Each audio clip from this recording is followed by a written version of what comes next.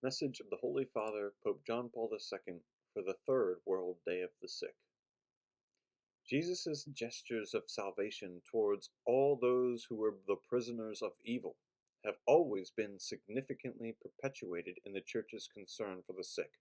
She manifests her attention to those suffering in many ways, among which the establishment of the World Day of the Sick is of great importance in the present circumstances. This initiative, which has met with broad acceptance among those who take to heart the conditions of the suffering, seeks to give a new impetus to the Christian community's pastoral and charitable action in such a way as to ensure that this presence will be increasingly effective and incisive in society. This need is especially felt in our time, which sees whole populations tried by enormous hardships as a result of bloody conflicts whose highest price is often paid by the weak. How can we fail to acknowledge that our civilization should realize that, from various points of view, it is a society which is sick and is creating profound distortions in man? It is sick because of its raging egoism, because of the individualistic utilitarianism often proposed as a model for life, because of the negation of indifference which is quite often displayed in regard to man's transcendent destiny, because of the crisis in moral and spiritual values which so deeply troubles mankind. The pathology of the spirit is no less dangerous than physical pathology, and they influence each other. In my message for last year's World Day of the Sick, I wanted to recall the 10th anniversary of the publication of the apostolic letter Salve Fici Doloris, which deals with the Christian meaning of suffering, of human suffering. On this occasion, I would like to call attention to the approaching 10th anniversary of another highly significant ecclesial event involving the pastoral care of the sick.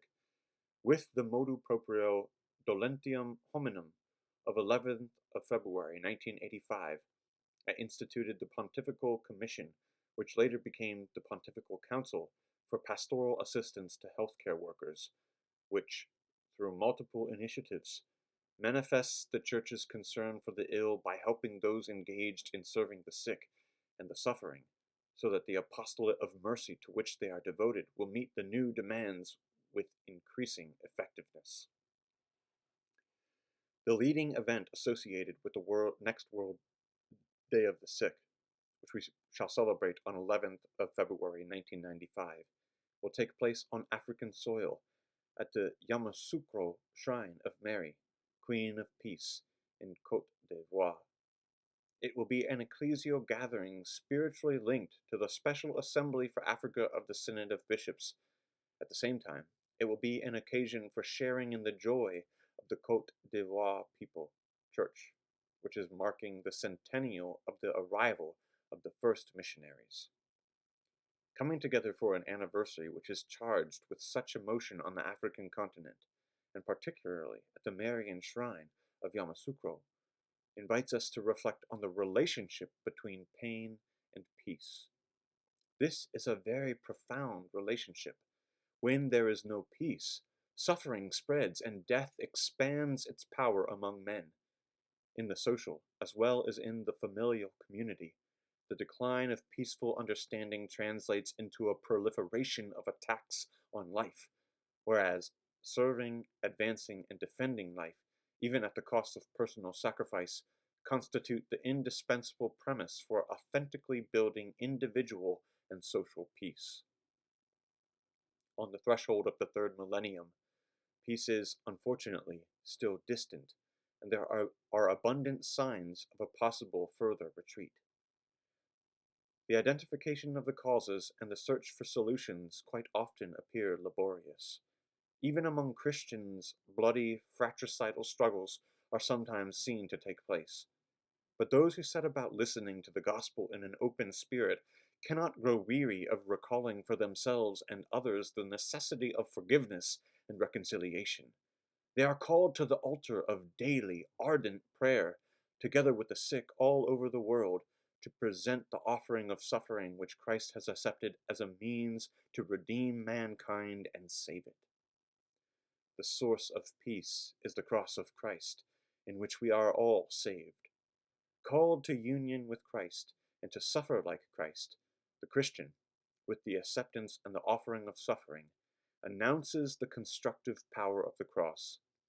Indeed, if war and division are the fruit of violence and sin, peace is the fruit of justice and love, whose summit is the generous offering of one's own suffering, spurred, if necessary, to the point of giving one's life in union with Christ. The more a person is threatened by sin, the heavier the structure of sin which today's world brings with it, the greater is the eloquence which human suffering possesses in itself, and the more the Church feels the need to have recourse to the value of human sufferings for the salvation of the world. To use suffering to advantage and offer it for the salvation of the world are indeed themselves an action and mission of peace, for from the courageous witness of the weak, the sick, and the suffering, the loftiest contribution to peace can flow forth.